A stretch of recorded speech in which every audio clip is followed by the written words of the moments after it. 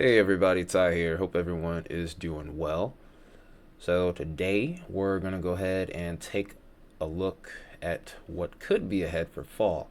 Now there are a lot of variables, especially at this range, that we have to take into account. However, there are some notable things that have kind of popped up since I've started looking at this most recent data that I've gotten available.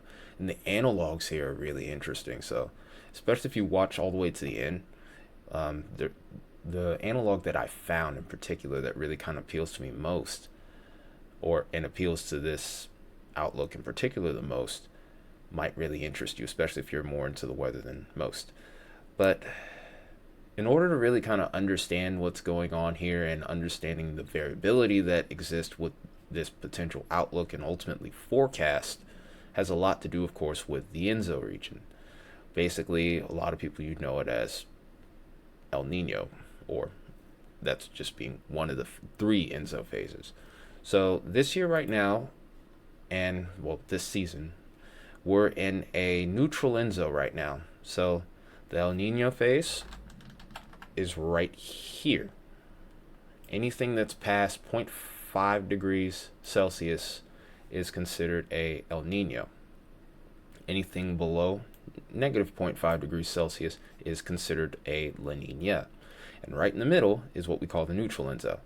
If you look at these lines, you look at the solid lines here, we're sitting right on a slightly negative phase of the neutral ENSO. The waters are a tad bit cooler in the Pacific, which is where the Nino 3.4 area is. And we've made videos about that on the past, and there will be a link in the top right corner, so that way you can get a little bit better understanding with that one after this video, or even during this video. But this is going to play a big role in the weather that we could see, whether this ends up in the positive or negative phase. We've been predominantly in the negative phase at this point, and I would expect that to continue. However, in recent time, from what I've noticed, more and more models are starting to slowly but surely sneak their way into a very, very weak La Nina right here, where we're just barely breaking that negative 0.5 degree threshold. And that does make a difference into what we end up seeing in regards to our seasonal forecast here. So we will be getting another update in regards to the upcoming outlook next month, like in the middle of next month. So this is why I say that this is pretty variable at this point. Obviously, we're at a pretty far range as well, looking into extremely long range as well. So what you're seeing here for September, October, and November, and the following months that would go with that, this is very much prone to changing. But from what I know about fall, because there's no official diagrams when it comes to the way the La Nina and El Nino affect the fall here. But one thing I do notice is that when we end up in a La Nina, we usually will have cold air kind of dip a little bit further into the south, and we do see a slight reflection of that. And that is shown here, where we're seeing the 33 to 40% gap that develops over here towards the southeast and over towards the southern parts of the Mississippi River Basin. But over here towards the southwest, we're a little bit drier than average, typically when it comes to this time of year. Northeast has been a little bit of a confusing variable, considering the fact that over the last, I would say, almost 4, 5, maybe even longer, 4 or 5 years, where we have seen above average temperatures, and usually in high confidence over towards these regions. There are a lot of influences, oscillations that are around the North Pole and North Atlantic that could influence this. If they end up in positive phases, this definitely will verify. If this ends up in a negative phase, we could see a little bit of a change here as we get further along into the season.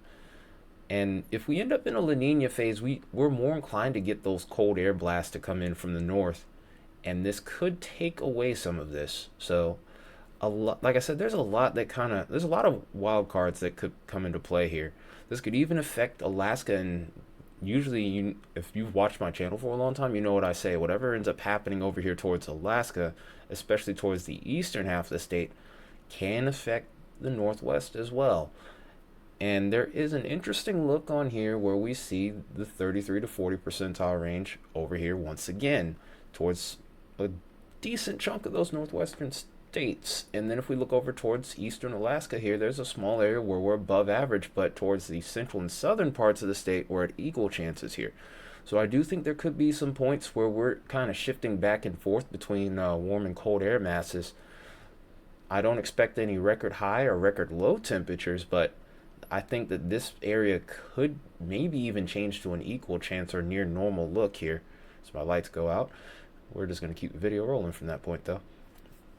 So the area where I kind of have the most confidence in the temperature map that we're seeing here from this 3 month span, it's going to be over here towards the Four Corners and into the southwest.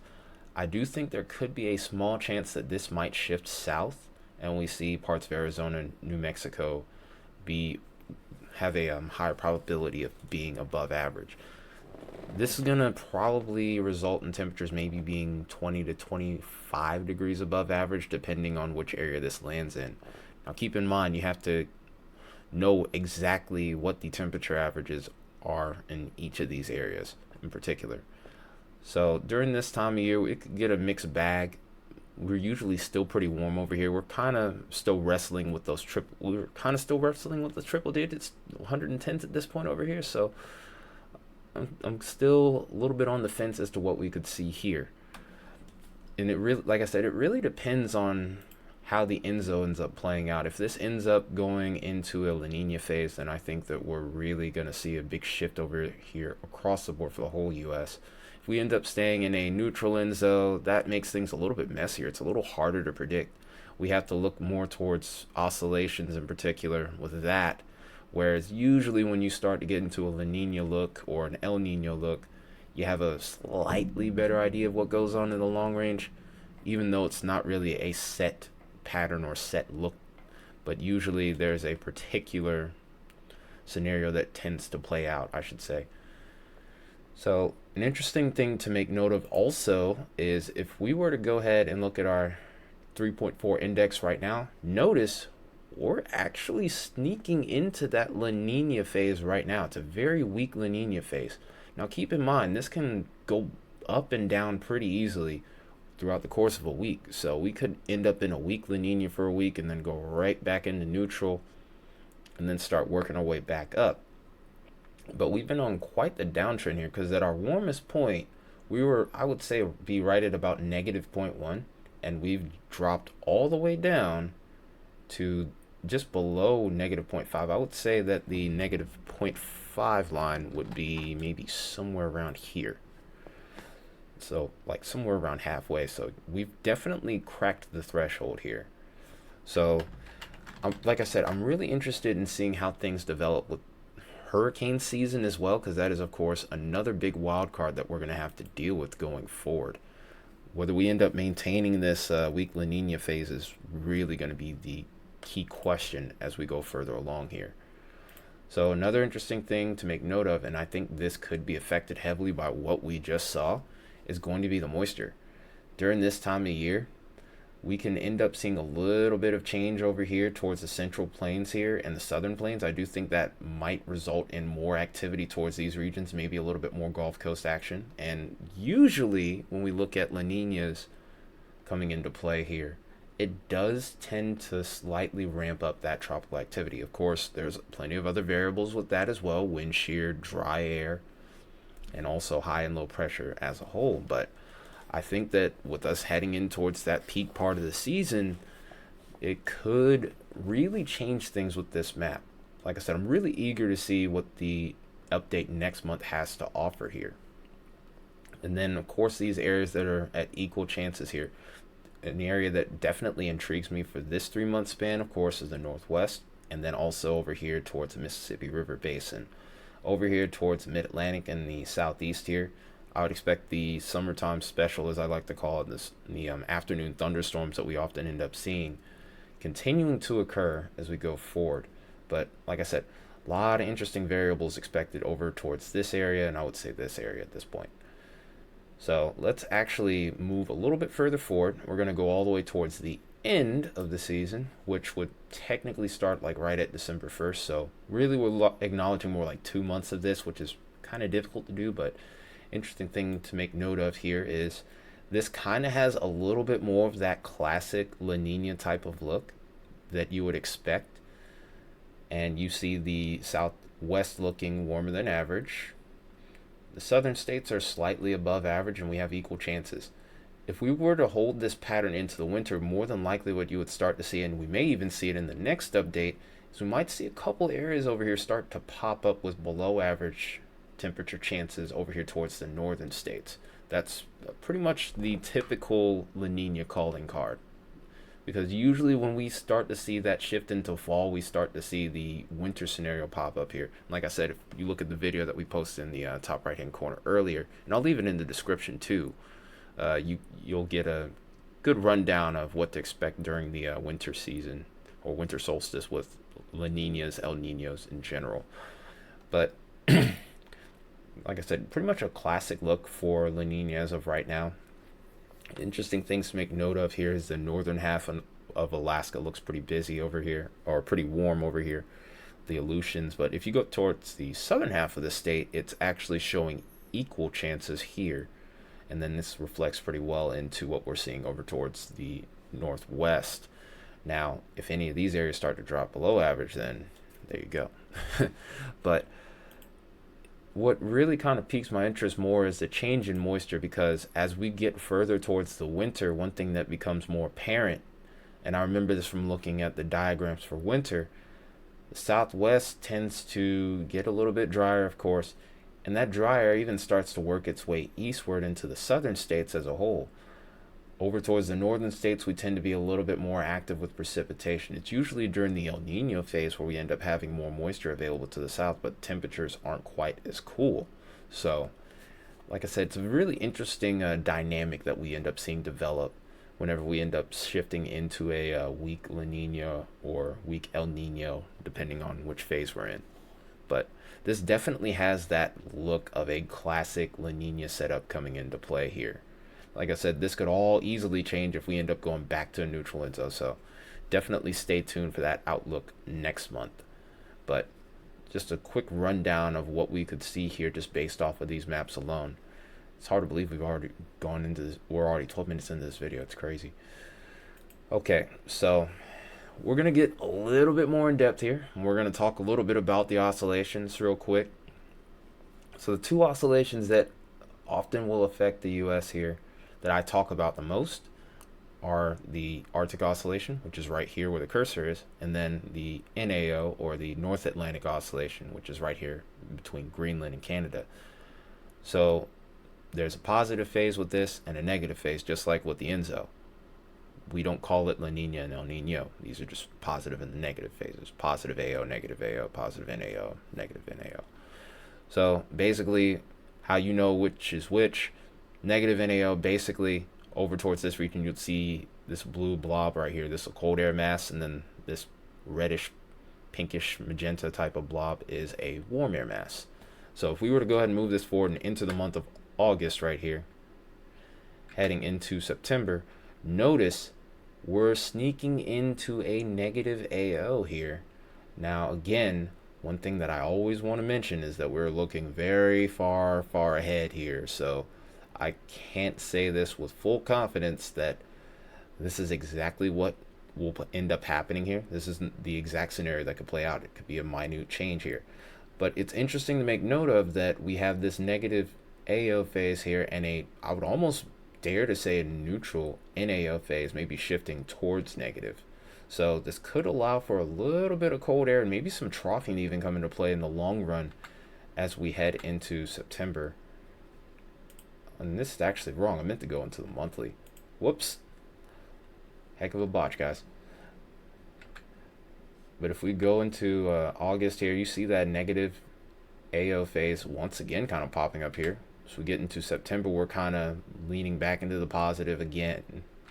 And then we start to shift back and forth here. I think this is really the point where we might see that shift into that weak La Nina. So this could be kind of tumultuous in regards to forecasting.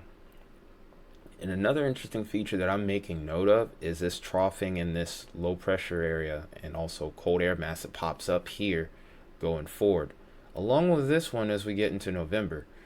So I think that if these scenarios were to play out as it stands right now, I do think that this could increase severe weather activity maybe over here towards the northern states, pretty much in a pattern that's very similar to what we had. We could maybe see a little bit more action a little bit further towards the Midwestern states as well. And then, of course, towards the Great Lakes and the Ohio Valley, I think that's going to be also a potential point of interest. We could maybe start to see a later, I would say, windbag season. We haven't seen much in the way of bow echoes and derechos this year. We've seen a few, but it's been a little bit slower than what we've seen in recent time, and that's in due large part to that neutral ENSO that we've seen.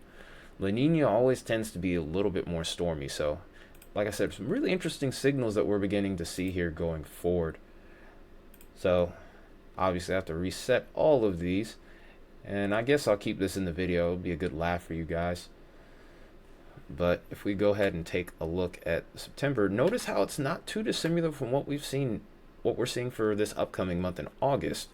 Now, once we get into October, however, this is where things really start to get interesting. Look at this cold air, this area of cold air that pops up here, where we could even see temperatures about 10 to maybe even 15 degrees below average. And this is based off a monthly average here.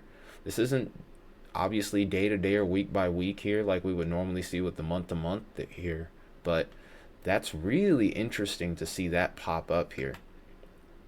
By November we kind of level off just a little bit, but notice one thing I always will say, and I've said it already a couple times in this video, be aware of the average temperatures here.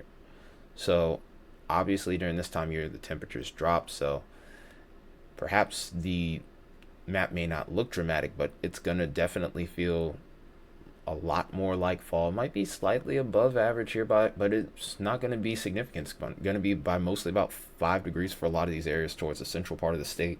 The warmest areas definitely seem to be over towards the west, southwest, and even then these are not all that dramatic, about 10 to 15 degrees above average across the board here. Nothing that screams out, okay, this is going to be a record-breaking hot fall or hot November, so to speak here. So there's some good news to be had here. The heat's going to end at some point. Do I know exactly when? No, but at least there is some light at the end of the tunnel. So at least there's some good news to give you there. Now, if we were to go ahead and take a look at the monthly outlook here in regards to our precipitation, and this is where things get really messy. I kind of hate looking at these maps because of the fact that it can get really confusing at times. But if we were to go ahead and get into September, even though we're expected to be above average in precip over towards the eastern states, we're slightly below starting out. But as we go further along, look at how we start to see more and more activity, especially as we get into the month of October here. Notice that if you were to look back at that last map and we were to go to October, let's do that again real quick. Look at that. See how we're well below average over here? This might be the reason why, is because we're expecting a lot more in the way of stormy activity over here across the board from the southern and central plains into the Ohio Valley, Midwest, and eventually this does work its way to the deep south. And then by the time we get to November, we still have that persistence over here over towards the Midwest and the Great Lakes, but a little bit more leveled weather over here towards the southern plains. In fact, actually kind of dry over here, and then over towards the deep south. So like I said, it's kind of a touch and go thing with this. We're really going to get better details as we get into the month to month here, but I'm definitely seeing a lot of signals that are leaning into that change from maybe a neutral phase ENSO all the way to a weak La Nina, and that could have a notable effect. So this is what I was kind of talking about earlier. I like to look at this to kind of get an idea of analogs here. And if you look at September, October, November right here, which is the start of fall, it's this initial here, sun. If I were to look at this and I were to compare this to the neutral ENSO that or the El Nino, La Nina, or neutral ENSO, Jesus, I cannot speak now. The sea surface anomaly here, which shows the Nino 3.4, basically this kind of determines our ENSO phase. Notice, like I said before, as we're entering August, September, October, we're in what looks to be already a weak La Nina. So if we were to go ahead and look at this month, and in combing through all of these, I've noticed something really interesting.